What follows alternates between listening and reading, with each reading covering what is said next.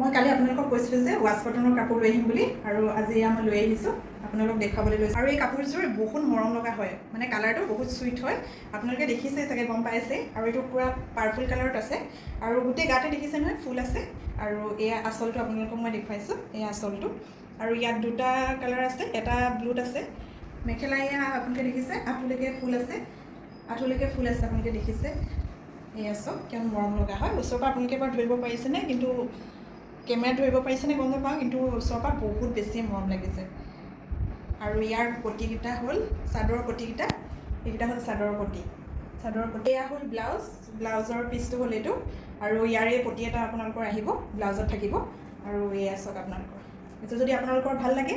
আৰু এইযোৰ আমি মানে পূজাৰ অফাৰত দি আছোঁ, আৰু এইযোৰৰ দাম হ'ল 1450 টকা। আৰু এয়া মই আপোনালোকক পিন্ধি পেলাই দেখুৱাইছোঁ, আৰু আপোনালোকে যেতিয়া ৰেডি টু ৱেৰ কৰিব আৰু ধুনীয়া দিব কাপোৰযোৰ।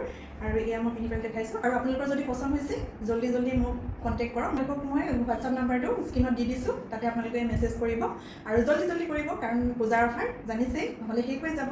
আজিলৈ আহিছোঁ, বাই বাই, আকৌ লগ পাম অন্য এটা ভিডিঅ'ত।